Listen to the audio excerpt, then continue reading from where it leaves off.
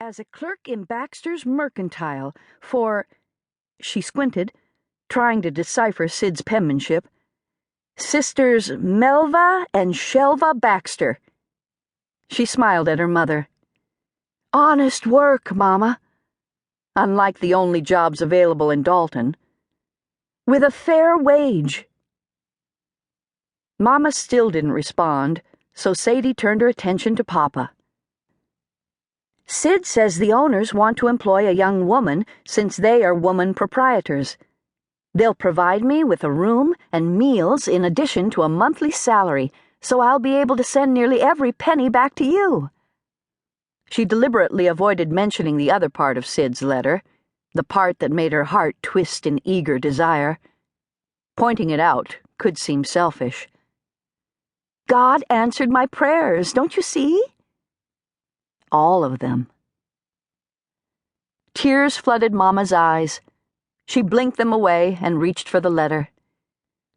But in Kansas, Sadie? It's so far away. In her excitement, Sadie hadn't considered the distance. Her elation faltered. But then she squared her shoulders. It won't be forever. Only until Papa recovers from the accident and can work again. No matter what the doctor said, Papa would get better someday. She took Mama's hand and spoke softly, soothingly, the way she'd comfort one of her little brothers if he awakened from a bad dream. There's nothing here in Dalton, Mama, and somebody has to work. Mama worried her lower lip between her teeth.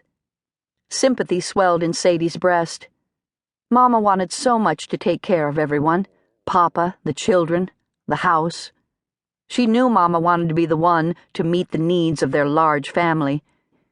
But cleaning houses, the only decent job available for a woman her age, couldn't bring in enough money.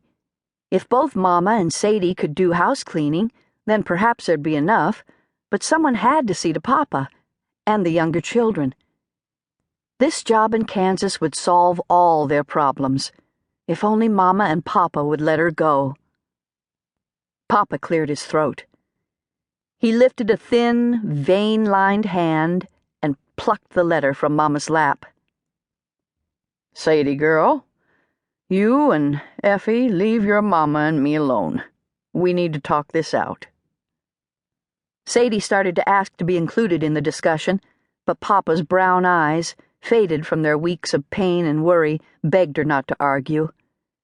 She wouldn't grieve the dear man. With a nod, she pushed to her feet. Of course, Papa. She gave his grizzled cheek a kiss, took up the discarded bowl and spoon, and ushered Effie back to the front room of the house.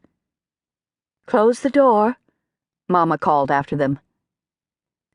Effie clicked it closed, then whirled on Sadie. What do you think they'll say? Will they let you go, do you think? Her whisper quavered with excitement.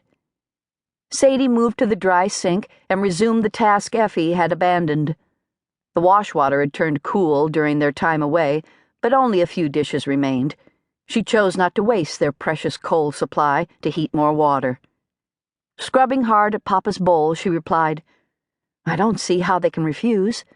Somebody has to provide for the family, and as the oldest, it makes sense for me to be the one. Effie's lips formed a pout. I could help too, you know. I'm 13 already. You won't be 13 for 4 more months, Sadie said. And you're still a schoolgirl. But summer's coming. Effie tossed her head, making her brown braids flop. Only 2 more weeks, and I'll be home all day. Least I could help during the summer. Just what kind of job do you think you'd find? Sadie hadn't meant to snap, but she couldn't encourage Effie to consider taking a job. Her sister wanted to grow up too fast. Childhood was precious. Effie shouldn't wish it away. Sadie softened her tone. Besides, you'll have a job. Mama will need you here to help with the boys. The 4 dark-haired stair-steps, Matthew, Mark, Luke, and John, had always kept Mama hopping. Now that Papa lay confined to his bed, needing almost constant care,